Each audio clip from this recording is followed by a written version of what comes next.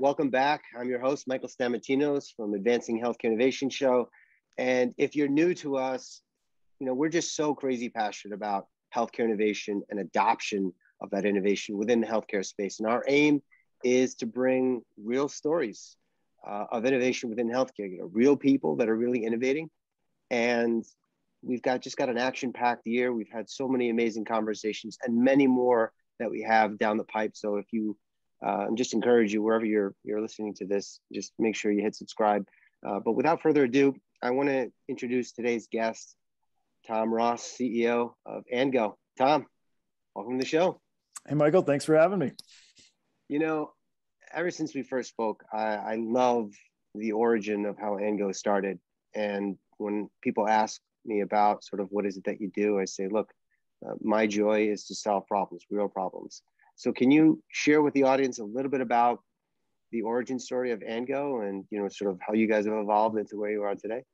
Yeah, absolutely, Michael. Happy to do so. So we got started quite a while. The problem that we've been working on solving, we've been at it for the last, 8 years almost. And so what happened was a potential customer came to us, and the challenge that they were dealing with is that they had every day, it was a large organization, they had 300 people call in sick. And so every day to find replacements for those 300 absences, they had to pull out the guidelines, take a look at the rosters, build out the call lists, and then start dialing numbers. And so they had about 16 full-time employees working on just dialing phone numbers, just getting on the phone and trying to call down the list over and over again. And they never got to the end of it. They never got to filling those 300th absences, right? Like the day would have fold by, the shifts would be filled or would occur, before where they had someone fulfilling. And so this was the problem that we set out to solve. The first one that we looked at, as far as originally looking towards software to find out, hey, this seems like it should be a solved problem, right? There's a lot of scheduling systems, there's a lot of advancement in those fields. And so initially you're thinking, okay, well, let's just pull out a solution that's already there and start getting to working on it. And what we found, though, there's sort of these 3 layers of complexity that kind of made this actually a harder problem to solve than you maybe initially thinks. And so these 3 layers are, one is just ensuring you find the right person. Think of it in terms of a sports analogy. If the quarterback goes down, you can't put the kicker in there and expect the same results. So in hospital staffing, same sort of thing, right? You have employees with certain skill sets, different experience levels, and so you want to make sure you have the right match to create these effective teams. And so that one's pretty straightforward, as far as a problem to solve, and there's a lot of solutions out there that can help with that. The second one that we saw, though, was adding to this level of complexity was around just procedures and how to fill these shifts. And so, say, for example, in unionized environments, there's a lot of rules and collective agreements around ensuring seniority is followed, or perhaps equitable shift distribution, or perhaps even something around first come, first serve. And so now you need to find the right people, but you need to find them in the right way. And so, this kind of creates a little bit more kind of increasing the complexity and the challenge of finding it. Because if you don't, you're going to create some grievances. You're going to create opportunities for grievances, which create costs and sort of just, lead to unsatisfied employees and stuff. And so then the third factor into this is variance. And so, for kind of a quick example, is the 3rd floor schedule is different from the 4th floor.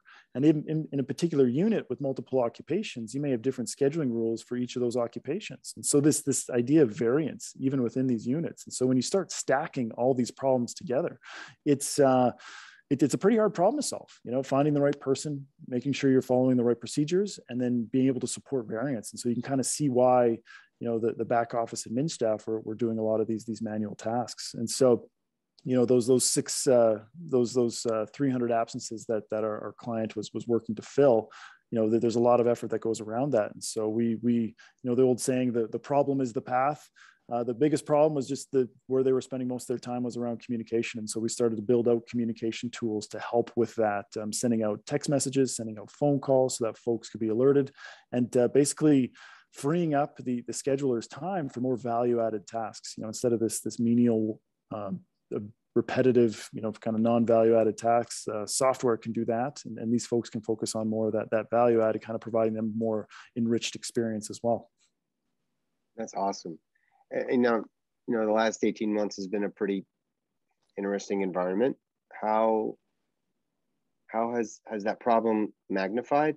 How has it evolved? And what have you guys done in terms of staying ahead and innovating, within that problem?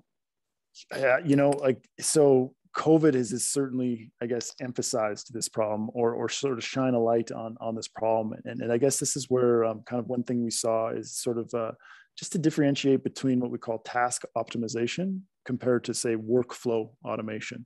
And so what we've found in a lot of our customers and and prospective customers is when they're looking at their process is pre-COVID, there was, status quo was good. Oh yeah, we have vacancies. We fill them in this way. But when the system is strained, when the vacancies are happening a lot more frequently and you don't have the resources to fill them, you certainly feel the pain. You certainly feel the suffering of inefficient processes. And so, whereas before they said, oh yeah, we've optimized this element and we've optimized this element, what we've been able to provide and our customers is more of a, if you zoom out of the actual workflow of filling shifts, there's about 5 different touch points that it creates in an organization. And so as this absence goes through an organization, you have to touch it multiple times in order to fill it. And so while they've maybe optimized one of those touch points, there's still the touch points leading up to and following that are creating pain. And unfortunately, these organizations had to felt that firsthand, that extreme pain firsthand. And so, the COVID is certainly the conversations we're having due to COVID.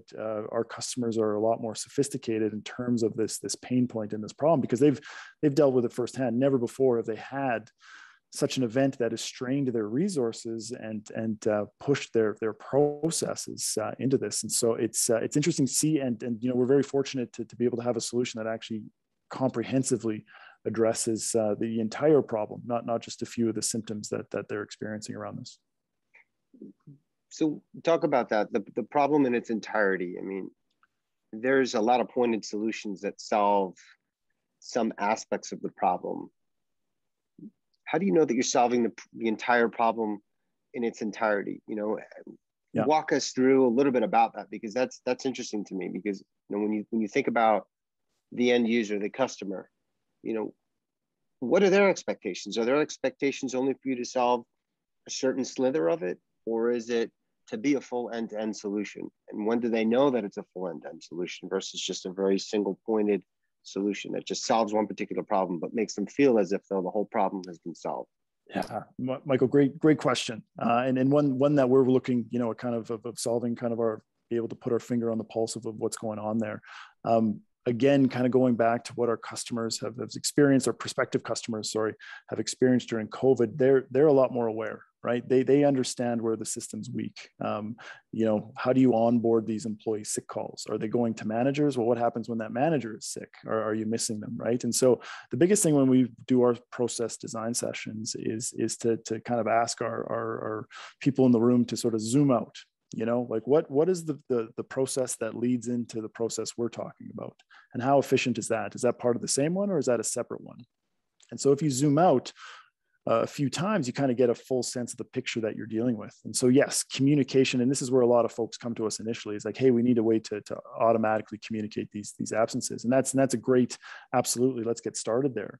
But recognize that your entire problem or the entire opportunity goes well beyond that, And so as far as it really, what we find with automation, Michael, is our customers, it's a crawl, walk, run approach. And so, just getting into that and getting started and then sort of seeing it. And so from a vendor standpoint, being able to ask these questions about, what the entire workflow has. And worst case scenarios is you don't want to be able to have one vendor does one piece of it, another vendor does another piece of it, another vendor does another piece of it. And also now you're siloed and you're stitching this stuff together and you're kind of creating a lot more, I guess, overhead than perhaps is needed. And so just being able to see, ensure that you can grow into the solution and will it provide you with that comprehensive coverage. And so that's kind of the big thing is once you start talking about task optimization versus workflow optimization and go through the exercise of mapping out, everything that leads into what you're trying to solve,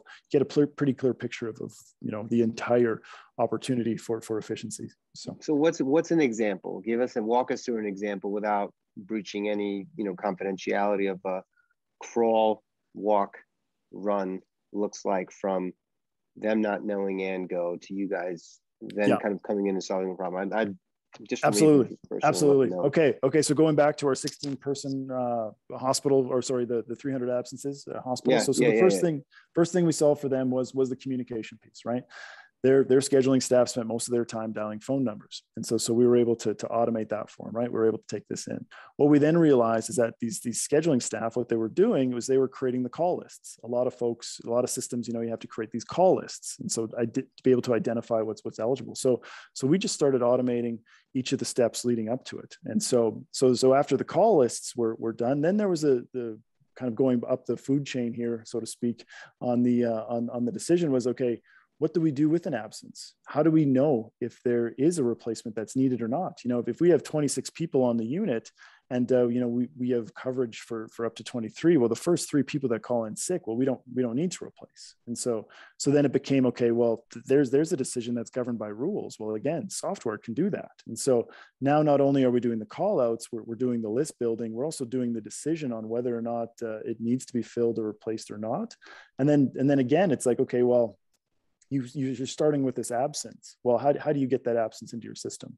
And so what we did, and it's a little bit of like, again, kind of the problem is the path. So for this particular example, what we ended up doing was the call outs were first, and we had our list building as part of that. And then after that, the biggest pain point was receiving the sick calls, because they were fragmented. They didn't have a centralized service. It was routed to not the appropriate individual at all times. So it was just very unreliable. And so they didn't know if their people were going to be missing until they didn't show up, which is not ideal, So we set out to solve that problem, right? So if we could receive that sick call, organize it so that they can, transact on it, and then we're automating the fulfillment of it. And then the last piece was sort of that logic around what to do. What are the rules governing around that? And so that was sort of piece number 3. And then the fourth and final one was awarding it. Who should get the shift based on those rules there. So that was sort of how we've formed it. That was the very first customer that we built. We've seen other organizations, again, approach it from their biggest pain point was like, hey, we have sick calls just falling through the cracks. We have no way of capturing them. So we want that centralized service to bring them in and update the schedule automatically. And so that's the biggest pain point. So we can lead with that. And so it really kind of depends on what they're looking for. But that organization that had 300 unplanned absences, they had 16 staff that couldn't keep up. Well, after Andgo was implemented, 4 employees could manage that workload entirely. And so it sort of freed up the extra staff so that they could do the value-added strategic scheduling, so again, it's sort of like enriching their lives and giving these folks that control there. So I like that, you said that the problem is the path, and viewing yourself and your team as problem solvers. Has there ever been an instance where the problem that potential customer thinks is the problem isn't really the problem? How do you then go about to kind of convince them that that's not really the problem, or work your way around that? Because I see that often. Yeah, no, absolutely. Like it's sort of, we kind of have this sort of saying in our development team, it's like, we want to have we have great relationships with all of our customers, and we welcome their feedback. One thing we always try to filter though is like, are they providing us with solutions, or are they providing us with problems? Yes, we want to hear what you think a solution could be, but more importantly, we want to hear what your problem is, because their view is limited to their experience. And so we're working on this problem every day across large organizations throughout North America. And so we have a different perspective to bring as far as, what the solution could be. And so tell us what your problems are, and then let's discuss the solutions, right? And so sort of that sort of shift where they say, oh, we need X, Y, and Z. It's like, okay, well, what problem is that solving? And just starting to get them to talk about the problem as far as having to shift that is kind of that key piece. The other part too, kind of just in terms of thinking about how to get organizations to kind of shift their thinking. And it really is dialogue. It really is dialogue. It really is also like, where I recognize where the seat that I'm sitting in. And when I'm talking to customers, I think, let's have you connect with one of our customers. Let's have you talk to someone who's been there and done that and thought the same thing.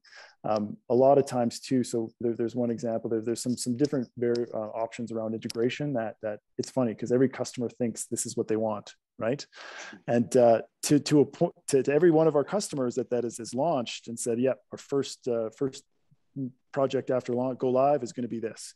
And everyone has changed course. Everyone has changed course because once they get to use it, once they get to see the core, now all of a sudden it's like, sort of like you're solving your problems of tomorrow with your technology today, if that makes sense. Instead of like, well, once you have the technology of tomorrow, you know, your problems for tomorrow might be different. And so let's reevaluate and let's just take our time and then, you know, get using it, understand it. And then there could be some other opportunities. And so it's sort of just, you know, baby steps in going down that road, and you know, important to plan ahead, absolutely, but let's just make sure that we're making the right steps and evaluating and reevaluating as we go. You know, when it comes to innovation, you know, you're not going to be batting 1,000 all the time. Just not possible. No. Would you mind maybe sharing some of the learnings, maybe some things, some problems that you went about in a certain way, didn't really end up materializing the way that you thought? What are some of the learnings from some of those situations that you wouldn't mind sharing with the audience? So yeah, you know, this is a good question. I like this question, and so kind of just to talk tea a little bit here about, you know, what's happened in the past. And so part of this again is, you know, this is what kind of advice to maybe companies out there that are maybe watching this or hearing that, listening to this, is that know what your core offering is. Know what your absolutely fundamental process is. And for us, we're a workflow automation company that fills vacant shifts. You know, so if our customers, and we want to talk to our customers about ideas about, you know, shaping our roadmap, that's an important voice. You know, early on, Michael, we got pulled in a lot of directions because there's other problems in scheduling healthcare as well, right? And so we got pulled into solving some of those, and we did work on solutions that solve them, but they didn't fit that core mission of what we were looking at. And so we spent time on investing in them. And they solved the problem for that time. Don't get me wrong, but they didn't have the opportunity to grow. And I don't know if that makes sense, right? Because they weren't part of our core offering. These one-off sort of solutions kind of became orphaned in a sense, right? And so they didn't come to that bigger picture. And so again, looking at now, like, oh geez, we want to accelerate a roadmap. We want to accelerate a roadmap, and looking at some of these our earlier decisions about sort of building some functionality that was maybe outside of what our mission was, is now everything that you build, you have to carry forward, and so it just becomes heavier and heavier, just baggage, you know. And so now we have to cut it out, cut it loose, and that means having some conversations with the customers just on you know, where the solution goes and where that's going. So that's one that certainly jumps out. You know, we've spent a lot of time building solutions that didn't actually fulfill our mission. It was what our customers were looking for. And now we've kind of taken we take our roadmap very, very, like, we're very protective of it. And we want it to fit in and add value for everyone. And, you know, laser focused on solving this particular problem. And so when something comes into our peripheral or presented as an opportunity, it's very clear whether this is going to help us propel our mission, you know, complete our mission, or is this something external to that? And if it's external, then it's easy to say no to. And then that was a lesson that we learned the hard way by saying yes to those things.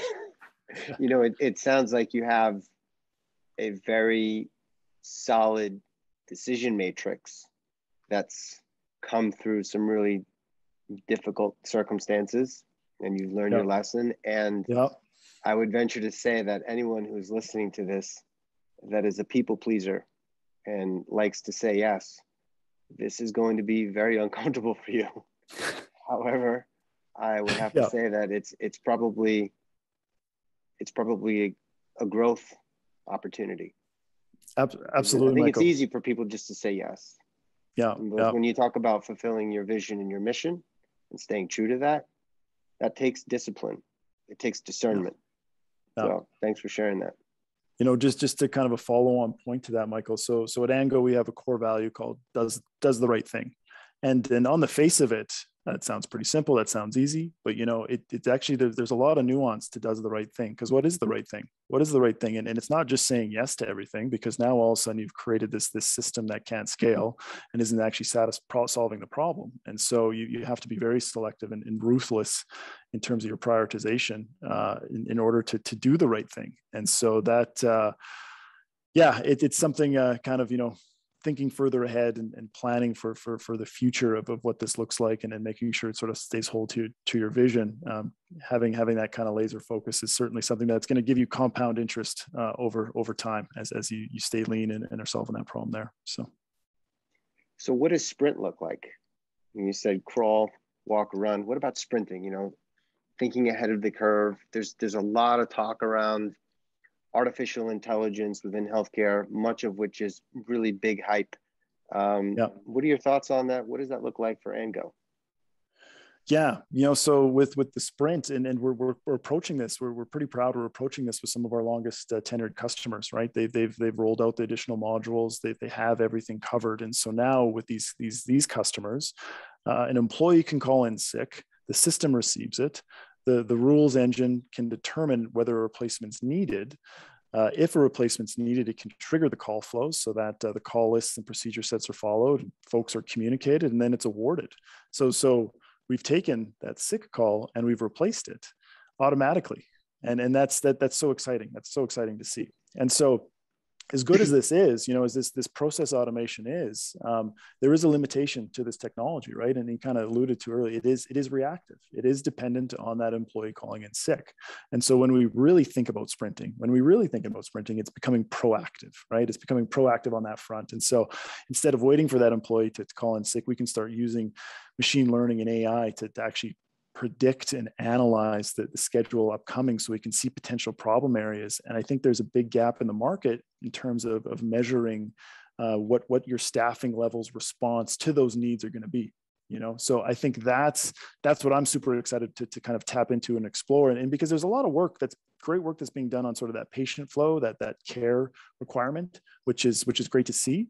And now we're looking to dovetail in that as far as like, here's your staff capabilities. And so instead of dealing with that same day urgent mess, we can start prescribing, what this looks like as far as potential issues in the future, and then making recommendations on staffing processes so that every shift gets filled. And so that's when we talk about sprint, we're actually talking about ensuring that absolutely everyone is there, just going beyond sort of that process automation, which is incredibly important. But looking at filling every shift through that predictive analytics, and then bridging into some of these labor pools. So this is another thing too when we talk about sprinting. COVID has certainly shown no matter what your staff makeup is, there's going to be moments and events where you're just not going to have coverage. That's just sort of a fact, right? And so with that, there are groups and there are organizations doing wonderful things as far as creating these labor pools that are dynamic and can be drawn upon when needed. And so as we have these vacant shifts, and as we're becoming proactive and looking to fill them in exhausting internal resources, while extending those shifts to those labor pools so that we can ensure that every shift is filled is really what another element here as far as when we talk about sprinting that we're getting to, that we're starting to see. So that's super exciting in the space, and we're happy to be kind of leading the charge down that front to ensure these organizations fill every one of their shifts. What I think is interesting is about what you guys are doing is that regardless of, the pandemic or another pandemic, which I hope doesn't happen for a really long time, this problem's not going away. It's just something that's going to continue to pop up. So from a longevity perspective, it just seems like you guys have selected and landed on the right problem to solve. Unfortunately, well, day one, that's what we decided. I'm just kidding. We kind of fell a little bit into that, right? Like I feel like that's just something that was strange, but yeah, it's a good time to be selling software to hospitals that help drive labor efficiencies around redeployment. That certainly is a topic that's top of mind. And we're positioned quite well, and it's worked out nicely for that. Awesome. So how can people follow your work? Share a little bit about what they can do to kind of keep track of Andgo and how to get in touch with y'all. Absolutely. So our website, andgosystems.com, our contact information is on there. We're most active on social media on LinkedIn. That's under Andgo Systems. You just put that into the search, you'll be able to find it. That's where we're doing a lot of our posts. We are also active on Twitter, sharing that. That's also at Andgo Systems. And then as far as myself, I'm happy to reach out and connect any folks that are working on this problem or thinking about this problem. I'm always happy to collaborate and discuss in line with our core focus, as I mentioned. But happy to have these conversations, and you can reach me at tom@andgosystems.com. Awesome. And then just one final question is, if there's one thing, because innovation is you cannot innovate unless you're taking action.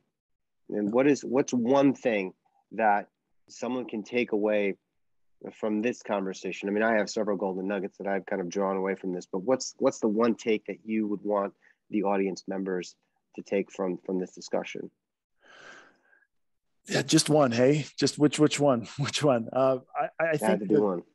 Yeah, got to be one. I'd say that the biggest one for me is to get started. You got to like crawl, walk, run, sprint, right? As you said. And so crawling is the start of that. And so making progress in this and sort of having kind of a bit of a broader perspective as you're getting started on this journey. Odds are people are already out there doing this stuff in terms of digitization, standardization of what their processes are. And so as those are the building blocks that'll get you towards automation. So if you want to take advantage of that workflow that I described, that someone calls in sick and they get filled automatically, you have to get started. And it's something that's going to evolve over time. So that would be the one takeaway. Please get started. And what you're doing is moving towards that. And so you can be kind of happy and confident that you were making progress. Yeah, good takeaway. I think sometimes people need to be reminded more than they need to be instructed, and keeping it simple. So for those of you that are listening to this, if you found this content helpful for you, would you mind sharing it on social media? Would you mind sharing it across whichever platform you found it on? And we're just so grateful when those of us come together within this community to advance healthcare forward, wanting to make a difference. And we always welcome more innovators into our community. So Tom, just thanks for sharing what you've done, and excited to hear about the journey. And I think the best is yet to come. Thank you, Michael. Again, appreciate you extending the invite, and thanks to the group for listening. It's my pleasure. All right. Bye for now.